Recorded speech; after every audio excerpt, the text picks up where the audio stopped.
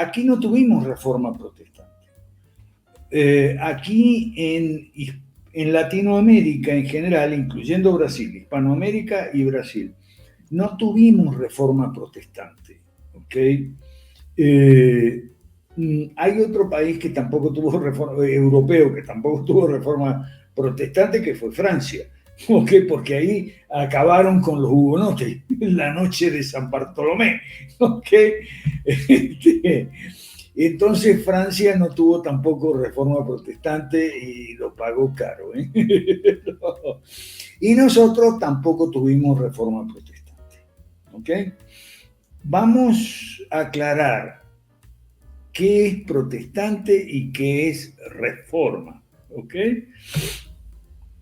Protestante tenemos que aclararlo porque nuestros hermanos católicos romanos, ¿okay?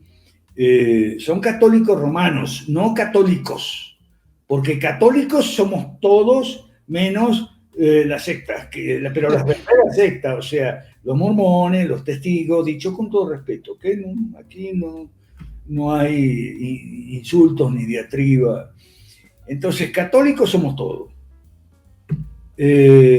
Protestantes, solo la Reforma Protestante en Occidente, ¿okay? A fines del siglo XV y comienzos del XVI en adelante.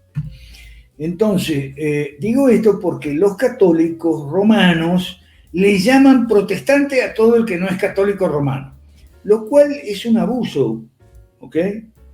Porque en primerísimo lugar no son protestantes los católicos orientales, tanto los de las iglesias ortodoxas como otras iglesias orientales que no son ortodoxas, pero no son protestantes, son iglesias no calcedonianas, y tienen otros nombres ahí un poco extraños, algunas de las cuales están unidas a la iglesia de Roma, se llaman uniatas, aunque a ellos no les gusta ese término porque lo consideran despectivo, ¿no? Pero bueno, están unidas a la de Roma. Son muy poquitas, ahí están. El resto son ortodoxas o son orientales no ortodoxas, maronita, armenia, egipcia, copta, en fin, son otras formas de cristianismo que no es protestante, ¿ok? Y es católico en el sentido de que es universal, pero no es romano, ¿ok? Entonces, es todo un inmenso mundo cristiano que hay fuera de Occidente que no es nada protestante. Y después, también los católicos romanos le llaman protestante a los evangélicos pentecostales de corte carismático, ¿ok? Que abunda en América Latina. ¿Okay? Entonces, pero ¿cuáles son las iglesias protestantes? Y las iglesias protestantes son, en primerísimo lugar, la iglesia luterana en Alemania. ¿Okay? Eso es protestante. La iglesia presbiteriana con epicentro histórico en Ginebra también es protestante, pero los bautistas no son protestantes, ¿ok? O sea, vamos a estar claros, ¿ok? Vamos a ser fieles a la verdad, o sea, a la realidad. Entonces, los anglicanos, yo soy un anglicano histórico, ¿ok? O sea, pertenezco a una corriente que casi ya no existe, ¿ok? Soy miembro de la iglesia anglicana de Perú, ¿ok? Y es una de las pocas iglesias anglicanas conservadoras. Fíjese que, mire el panorama protestante para ver cómo es. La iglesia anglicana está dividida en dos, hubo un cisma. Gascón es el ala conservadora y la otra, la Comunión de Canterbury, también es la progresista, digamos. Entonces hay esa división.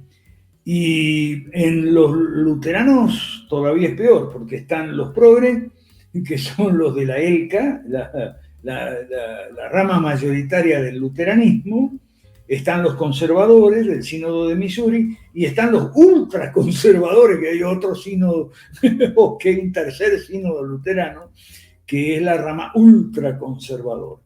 Entonces, los anglicanos somos protestantes, sí, somos protestantes, pero también católicos. Y la razón por la cual yo me identifico con el anglicanismo son muchas razones, no vamos a hablar de eso, ¿okay? Pero la principal es que el anglicanismo es la vía media, siempre se definió así, la vía media entre Roma y Ginebra, ¿ok? Ni un extremo ni el otro extremo. Yo tengo que aclarar, porque la vía media en economía política no sirve. O sea, la vía media entre capitalismo y socialismo, esa sopa ese guiso ahí, esa mezcla no funciona. Pero en el cristianismo es otra cosa. ¿Okay? Nosotros los anglicanos siempre hemos tenido eso, la vía media, y de hecho tenemos la alta y la baja iglesia. La alta para los más allegados o cercanos a Roma, especialmente en la liturgia, y la baja para los evangélicos sean más cercanos a Ginebra, digamos, ¿no? Entonces, o Alemania. Entonces, mucho menos son protestantes los evangélicos de corte pentecostal, carismático, ¿okay? Que abunda en América Latina. Pero los católicos tienen esa mala costumbre de llamarle protestante a todo el que no es romano, católico romano. Nosotros somos católicos, pero no romanos, ¿okay? Entonces, eso es protestante. ¿Sí? La palabra protestante viene por la protesta que se hizo en la época del sínodo de Worms, en vida de Lutero todavía y demás, y ahí, bueno, muchos cristianos nos identificamos con los términos de aquella histórica protesta. ¿Okay? Pero el asunto que queremos tratar en esta sesión es que aquí en América Latina el protestantismo nunca llegó. Pasamos de una versión del catolicismo romano que es la versión española. ¿Okay? Los reyes católicos, Felipe II, toda esa cosa de lo que yo llamo romanismo español. ¿Okay? Eso es lo que tuvimos durante los 500 años de historia cristiana en América Latina. Por aquí no pasó la Reforma Protestante, y del romanismo español pasamos al pentecostalismo evangélico carismático que nos trajeron los Estados Unidos. Pero ese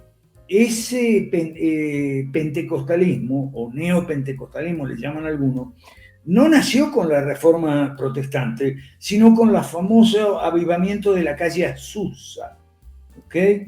Y antes con el segundo avivamiento en los Estados Unidos, y muy poco tiene que ver con la Reforma. De hecho, muchas iglesias evangélicas en América Latina se les llama iglesia evangélica a las pentecostales. No se identifican con la Reforma Protestante y lo declaran. Y eso está muy bien. O sea, la fe que profesamos debe ser declarada para que nos identifiquemos bien y nos conozcamos bien.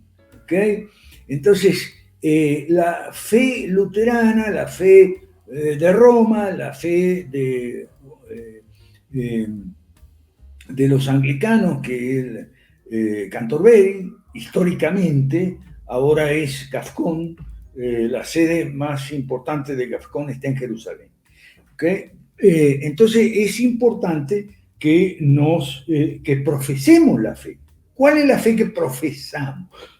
Profesar quiere decir declarar, publicar, hacer público. En esto creemos. ¿ok? Y además damos razones de la esperanza que hay en nosotros, como dice la Escritura. Entonces, reforma protestante aquí no hubo. Aquí nos trajeron los americanos el pentecostalismo. Y esas son las iglesias mayoritarias en América Latina, sobre todo en Guatemala. ¿Ok? Sobre todo en Guatemala. Guatemala, yo por lo menos estoy mirando al cardenal Ramazzini. Lo venimos siguiendo desde hace tiempo, porque el cardenal Ramazzini está haciendo lo mismo que hizo Chávez en Venezuela: unir a la izquierda. Izquierda unida jamás será vencida. Y está el cardenal Ramazzini haciendo ese trabajo político, ¿okay? Porque el problema de los católicos romanos en América Latina es la izquierda, la subversión de izquierda, los años 70, 80, ¿ok? La subversión de izquierda. Yo he visto muchos obispos y cardenales y papas últimamente pedir perdón por el tema ese de la pedofilia y cuestionar la homosexualidad de los sacerdotes homosexuales y todo eso. Y piden perdón a los padres y a los damnificados y tal. Yo los he visto y me parece muy bien. Ahora, yo todavía no vi al primer cura católico que pida perdón por los crímenes de los 70, cuando arrojaron a toda esa juventud católica en la izquierda con armas en la mano, ¿ok? Y a cometer crímenes y a matar y a morir. Todavía estoy esperando que haya algún cura católico, si es posible un obispo, que pida perdón por las guerrillas de los 70. No lo he visto todo. ¿Ok? Bueno, aclarado ese punto, y ese punto para mí es muy importante. Yo nací en Argentina, viví aquel tiempo. Bergoglio fue profesor mío en uno de los colegios jesuitas de los cuales salieron todos los montoneros, todos los guerrilleros salieron de ahí. Y lo mismo en El Salvador, lo mismo en Guatemala, lo mismo en Brasil, en Perú y demás. Tienen que pedir perdón por eso, ¿eh? No han pedido perdón. Y es una cosa grave. No digo más grave que la pedofilia y todos los abusos sexuales, no digo más grave, pero son abusos políticos. ¿Ok? ¿Y dónde está no piden perdón? Entonces, bueno, en América Latina dimos ese salto, sin pasar por la Reforma Protestante, dimos el salto del romanismo español a el pentecostalismo americano, digamos, de los carismáticos. Y eso es lo que conocemos como evangélicos en América Latina.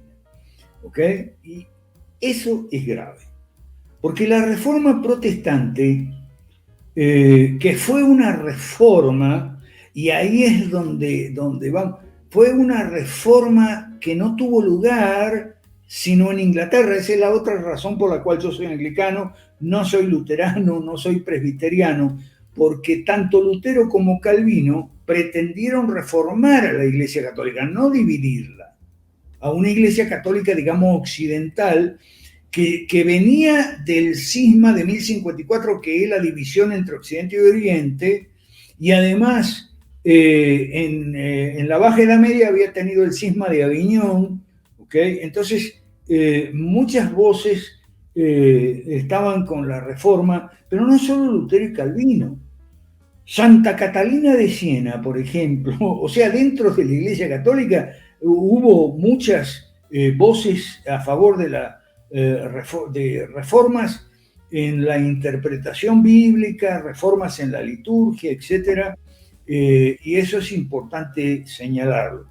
Pero la Reforma Protestante aquí en América Latina no pasó.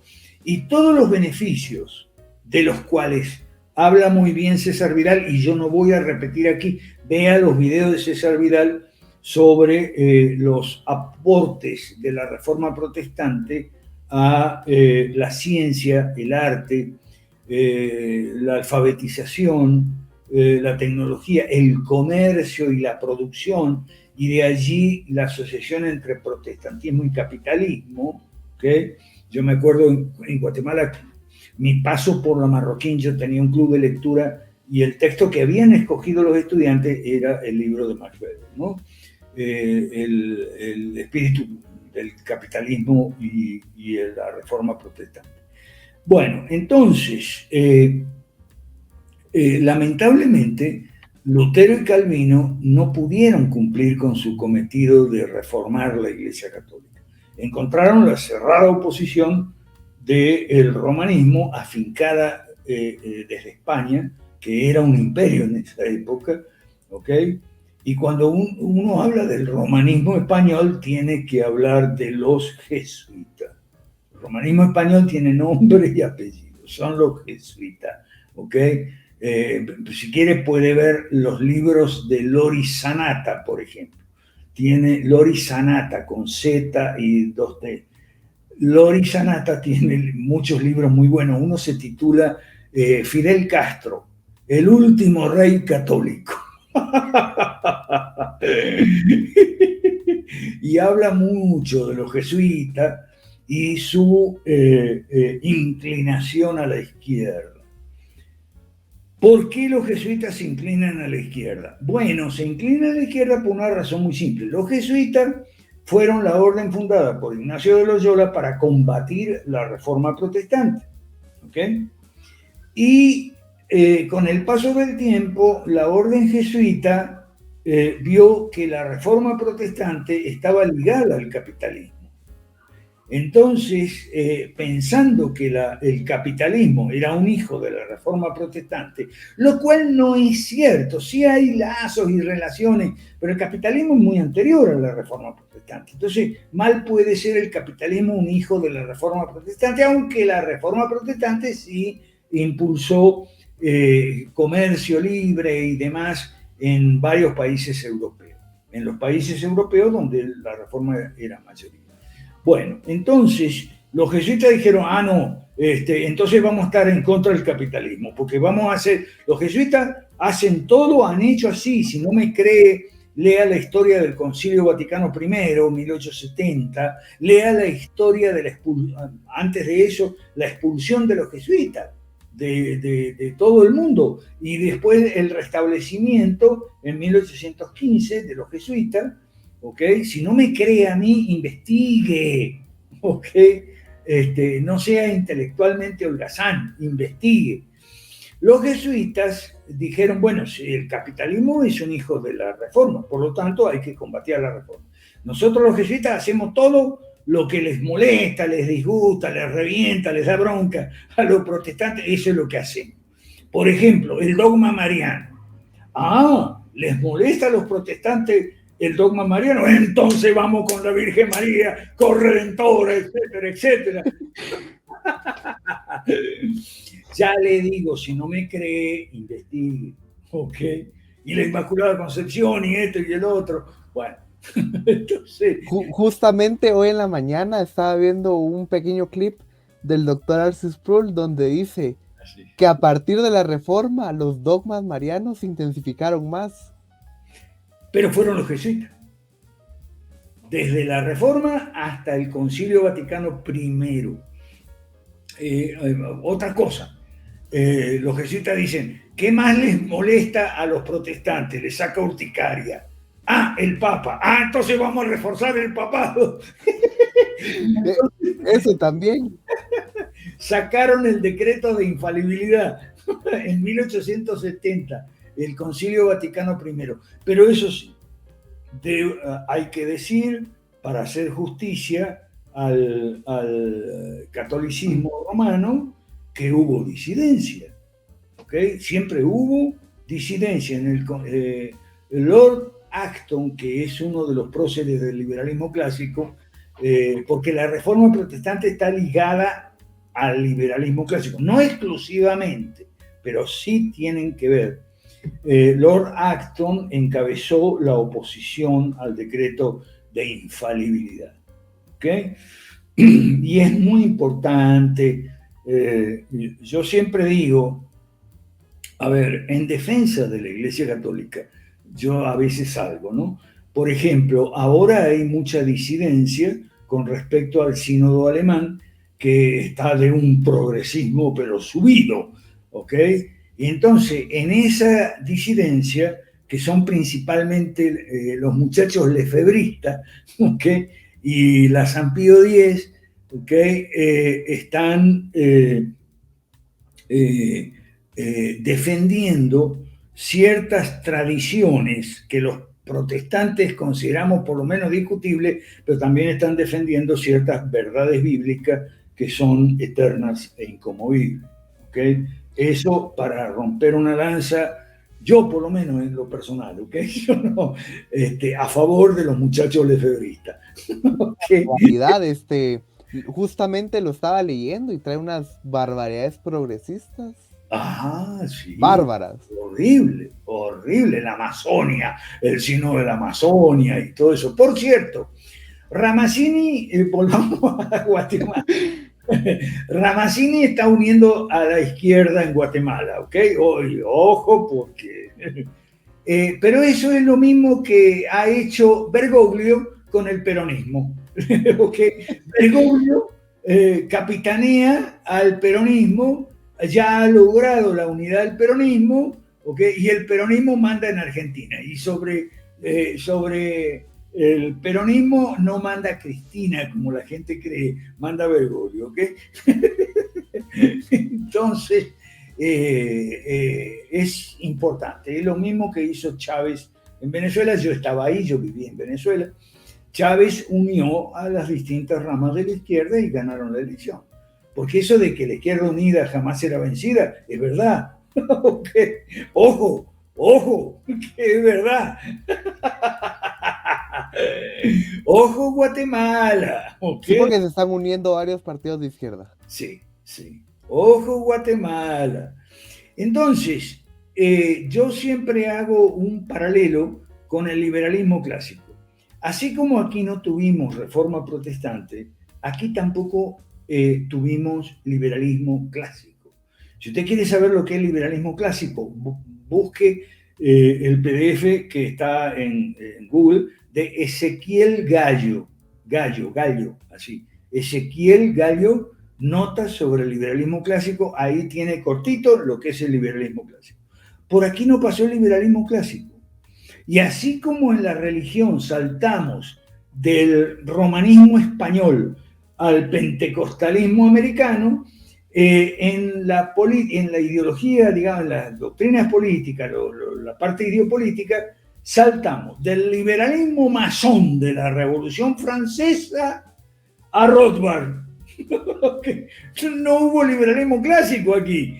Okay. Saltamos del, como digo, del liberalismo masón de la Revolución Francesa, que era el de nuestros próceres, los próceres de la independencia aquí, en Hispanoamérica. Brasil fue diferente.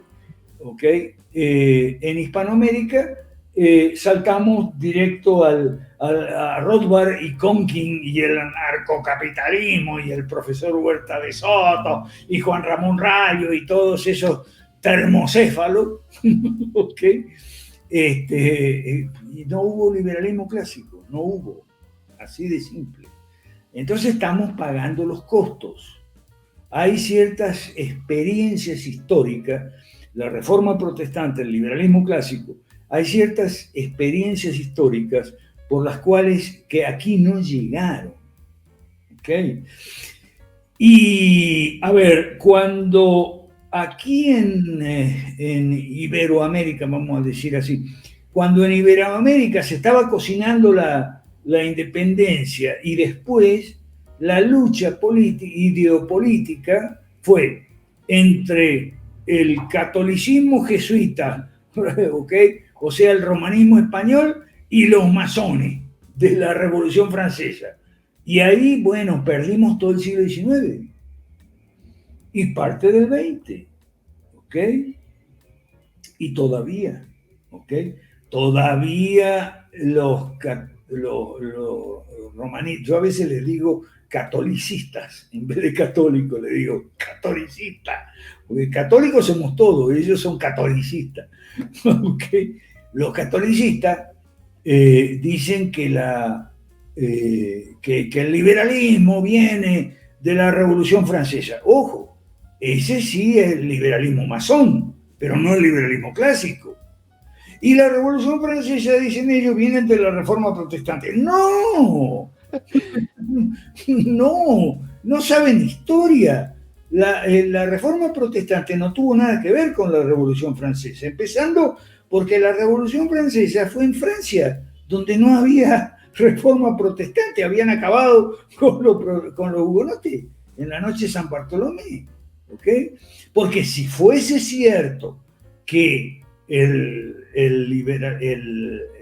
la Revolución Francesa viene de la Reforma Protestante, la revolución no debería haber sido en Francia, debería haber sido en cualquier otro país. Bueno, de hecho, en 1688 fue la gloriosa en Inglaterra, pero esa no fue para nada. Esa fue una revolución política protestante, muy importante para el liberalismo clásico. ¿Okay? Los reyes Guillermo y María, que eran holandeses, apenas hablaban inglés. ¿Okay? Y entonces estamos hablando de 1688, o sea, 100 años antes de la Revolución Francesa. Esa sí fue una revolución de inspiración protestante, pero no la Revolución Francesa. La Revolución Francesa era todo el deísmo y el ateísmo masónico, la diosa razón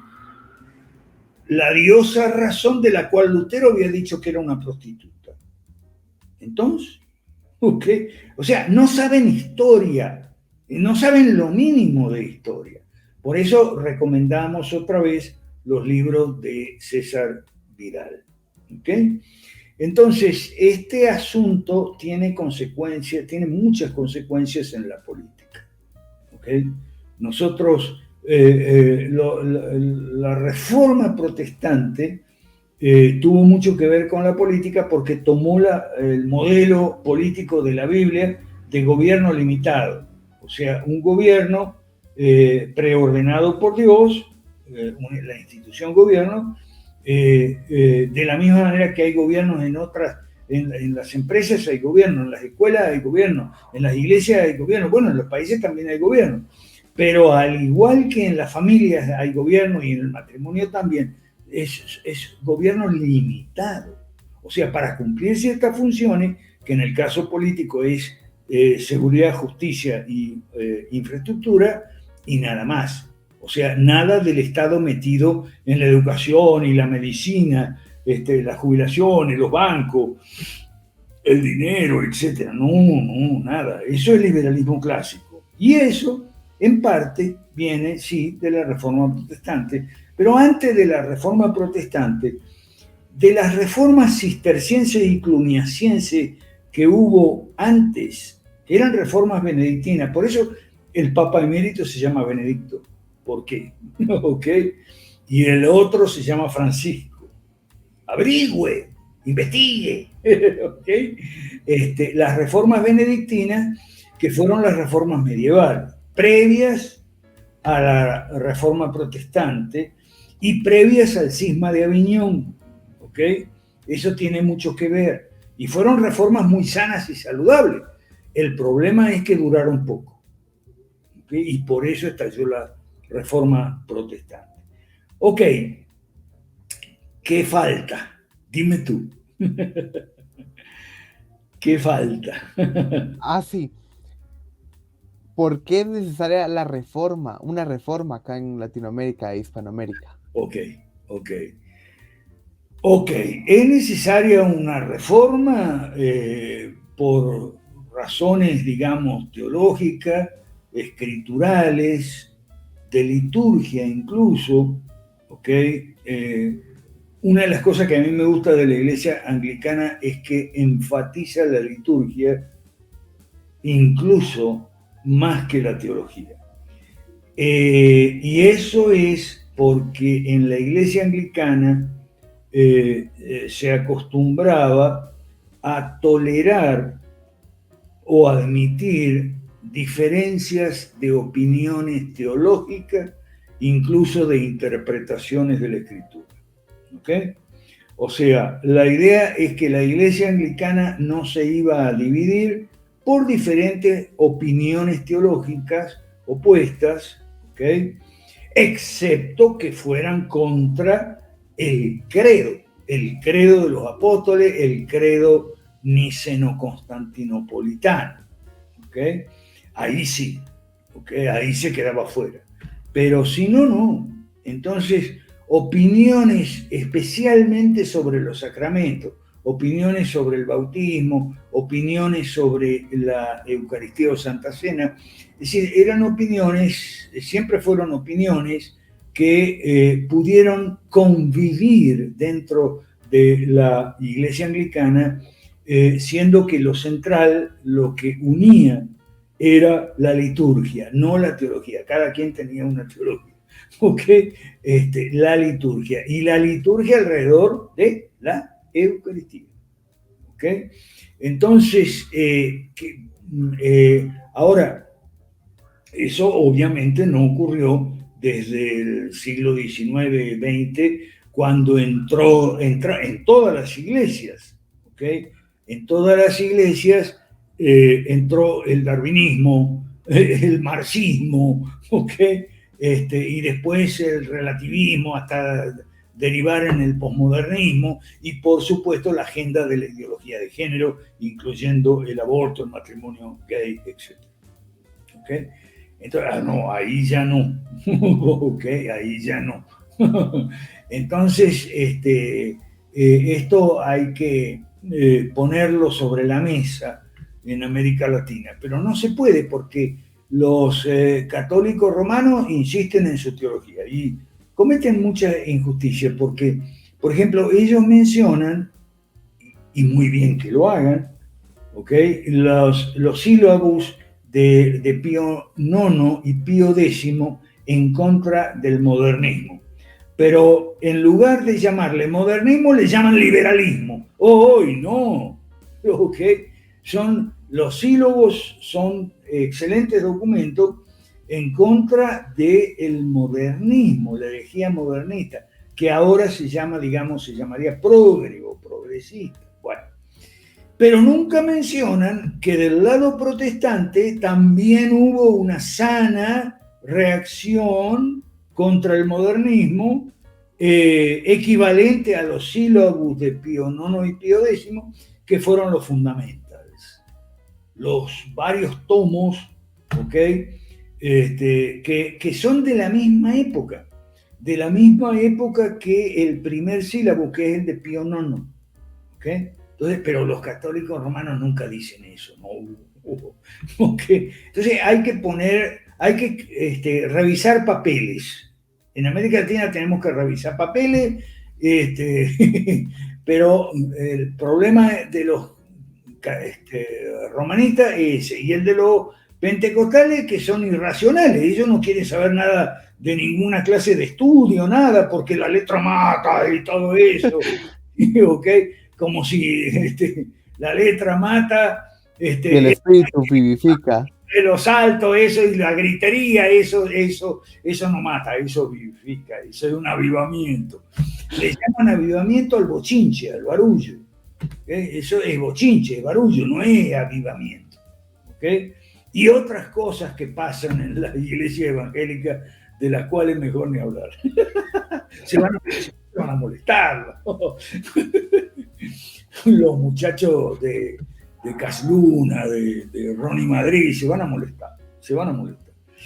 Pero hay que clarificar papeles, hay que explicar cuál es la fe que uno profesa, hay que estudiar. ¿Okay? Y bueno, lamentablemente los católicos estudian poco y por eso se tiran a la izquierda. Y los evangélicos también estudian poco y por eso se tiran a la antipolítica y ahora son uno de los campeones del populismo antipartido, del cual hablamos en un video anterior. Si no lo ha visto, se lo recomiendo, aquí con Alejandro. ¿no? Entonces, hay que clarificar posiciones. Nosotros en el Movimiento Cinco Reformas tenemos la Academia Cristiana de Ciencias Políticas. Ahí estudiamos fundamentalmente la Biblia. ¿Qué dice la Biblia de política? Ahí ven los evangélicos, no, si la Biblia no habla de política. Y los católicos, sí, habla de política. Jesús fue el primer socialista y los pobres, sí, los pobres, pero ¿quién te ha dicho que el socialismo está a favor de los pobres? Entonces, bueno, tenemos esos problemas, ¿ok? La Biblia sí habla de política. Lo que pasa es que en América Latina se confunde la política con la politiquería. ¿Y qué es la politiquería? Es la bastardización de la política personalista, caudillista, el otro, la histeria anticorrupción, este corrupto, yo soy menos corrupto que tú, y mi partido es menos corrupto que el tuyo, y cosas así. Eso no es política, eso es politiquería. Entonces los evangélicos, cuando te dicen, no me vengas con la política, no, yo no te voy a venir con la politiquería, ¿ok? Yo te voy a venir con la política que está en la Biblia. ¿Revisaste 1 Samuel 8? ¿Revisaste Crónicas 17-14? Segundo, creo. 1 Reyes 12, ¿revisaste? Romanos 13. Sí, pero Romanos 13 tenés que ubicarlo en ese contexto escritural, en el contexto de la cosmovisión bíblica, ¿ok?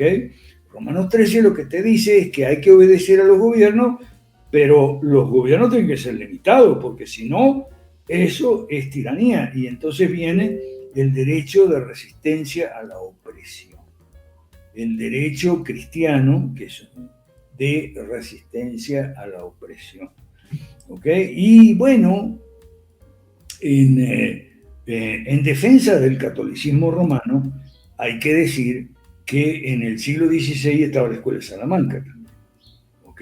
Y que eso fue un impulso al capitalismo, ¿ok? Que no viene de la Reforma Protestante, tampoco viene de los jesuitas, viene de los benedictinos, los dominicos y otras órdenes que eran todos allí los de la Escuela de Salamanca, ¿ok? Había jesuitas, pero muy poquito. Entonces, hay que estudiar. Por eso le estoy haciendo, con tu permiso, muchas gracias, propaganda a la Academia Cristiana de Ciencias Políticas, porque ahí nos reunimos todos. Ahí nos reunimos los católicos romanos, como Chapa y Tapia, que son católicos romanos, y Angie y Camacho en Bolivia, que también son católicos romanos. Nos reunimos con un pocotón de evangélicos que hay. El único protestante soy yo, y el único anglicano no hay. En el Movimiento Cinco Reformas también hay mucha gente que no es cristiana, ¿okay? Que son ateos, agnósticos o indiferentes. ¿Ves? Es un movimiento político, no es religioso. Pero quiero mencionar en esta sesión que tenemos la Academia Cristiana de Ciencias Políticas para estudiar también la historia del cristianismo.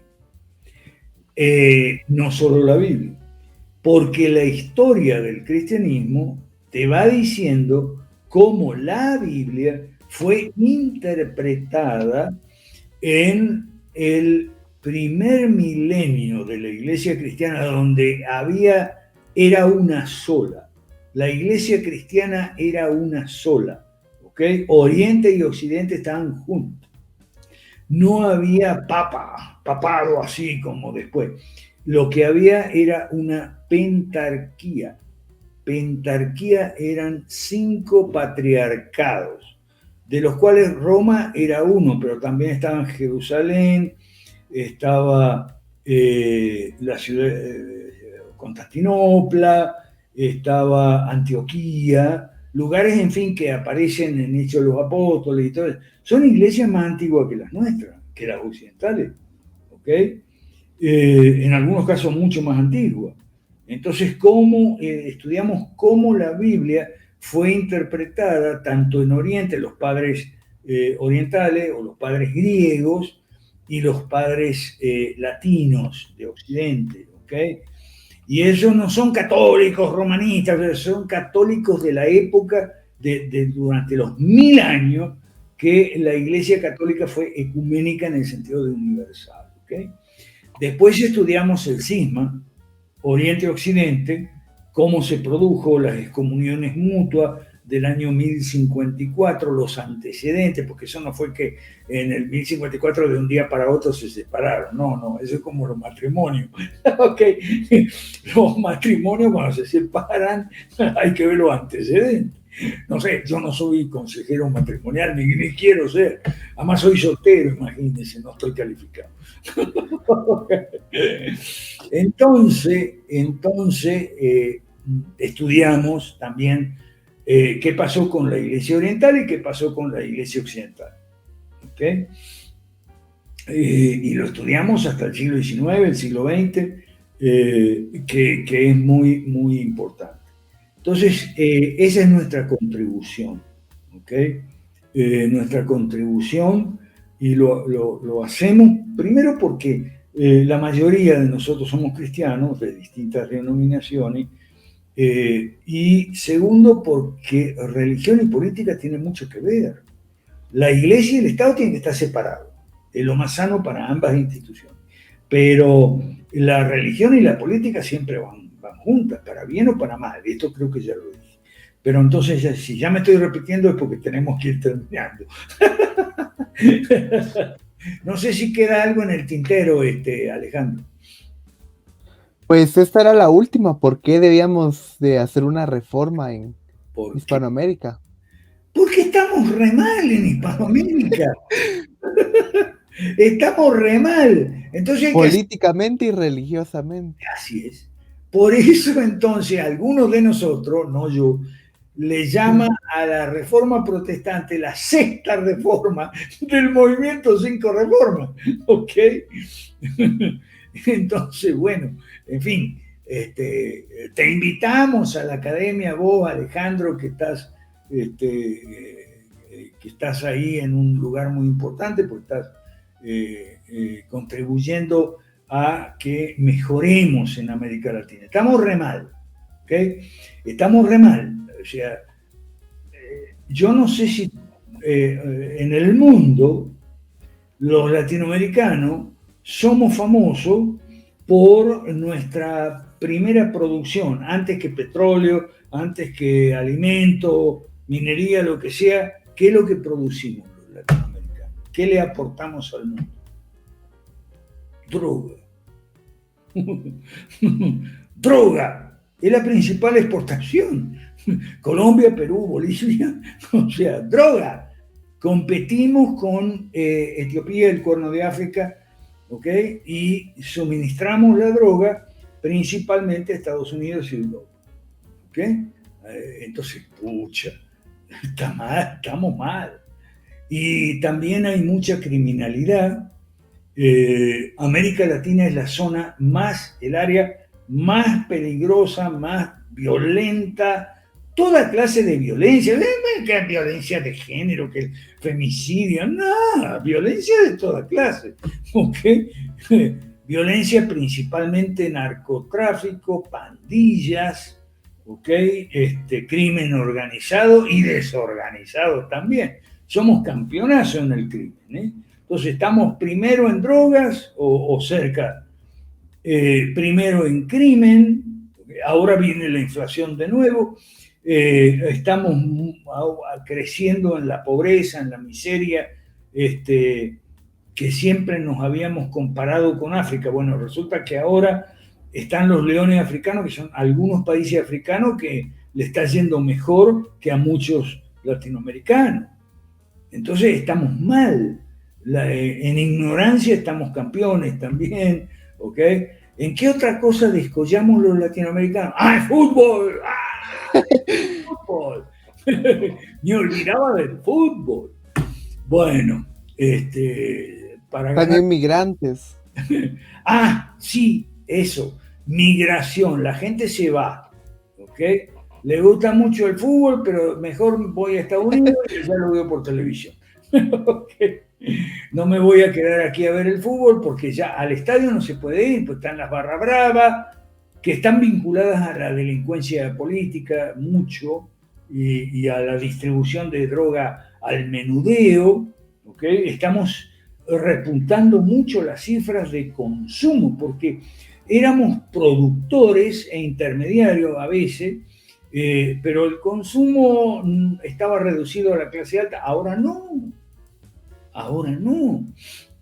Entonces estamos muy mal. Por eso necesitamos 5 reformas.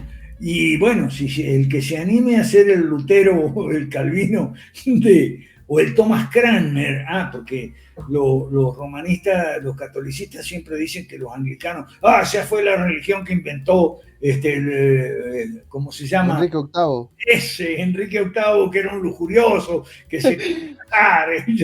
No era un lujurioso que se quería casar, necesitaba un hijo varón. Por una cuestión política, o sea, la sucesión, ¿no? Un hijo varón. Entonces, por eso fue todo el problema. Y Enrique VIII no hizo ninguna reforma. Enrique VIII hizo un cisma, o sea, separó a la Iglesia de Inglaterra, ¿ok? Y puso al rey como cabeza de la Iglesia de Inglaterra, pero no hizo la reforma. La reforma la hizo el obispo Thomas Cranmer, que es el equivalente a Lutero y Calvino en el anglicanismo. ¿Ve? Entonces, si no estoy mal, él creó el libro de oración común. Sí, la primera versión, sí, la primera, y los 39 artículos. Los 39 artículos. Eran 42 que después se redujeron a 39. Okay. Sí. Entonces, necesitamos en América Latina 5 reformas. Y una reforma protestante no vendría nada mal. ¿Ok? Bueno, entonces, para que nuestros hermanos romanistas, o sea, como dice, en Estados Unidos no se dice católico, aquí nomás se dice católico. En Estados Unidos se dice Roman Catholic. ¿Ok? Para que nuestros amigos católicos romanos nos conozcan a los protestantes de verdad. ¿Okay? Y que Maldonado y Casluna no son protestantes. Los protestantes somos nosotros. ¿Okay? Mucho gusto.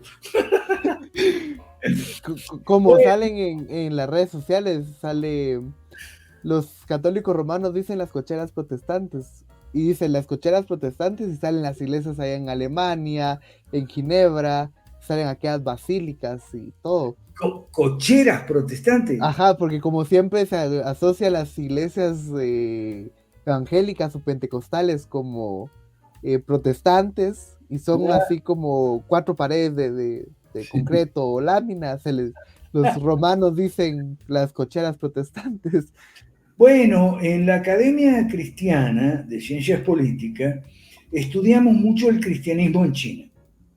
Y en China hay mucho cristianismo católico romano, pero también protestante y evangélico, pentecostal. O sea, miramos mucho lo que es China, sobre todo la economía capitalista y las reformas de Deng Xiaoping y sus continuadores.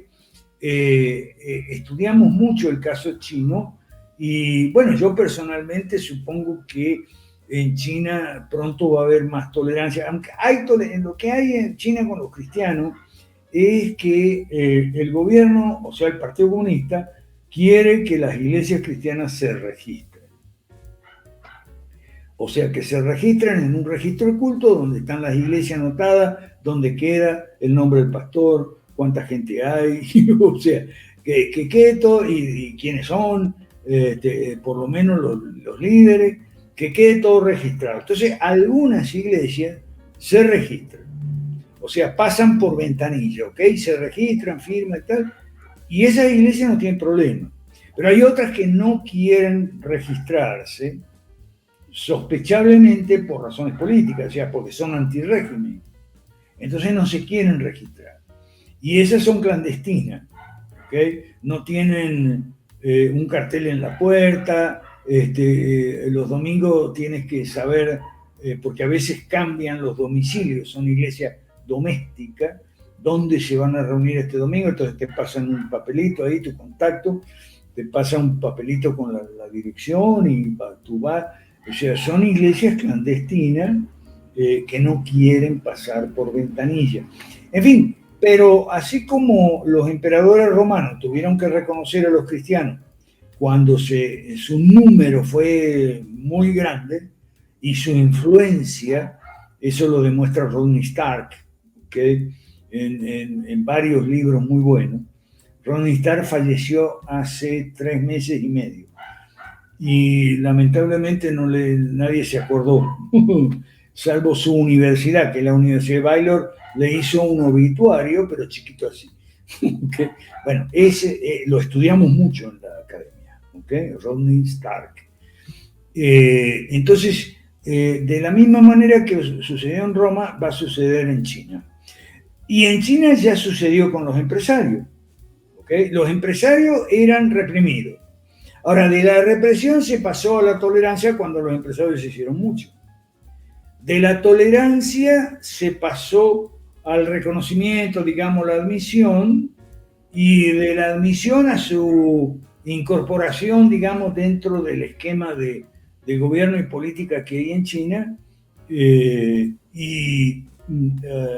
Eso fue un giro teórico ahí con la doctrina de las 3 representatividades, en fin, una serie de cambios que estudiamos mucho en el centro del liberalismo clásico, que ahora lo tenemos unido con la Academia Cristiana en un programa de infoeducación continua que se llama La Realidad, al que están invitados los oyentes. ¿Está bien? Bueno, ahora sí creo que no queda nada más.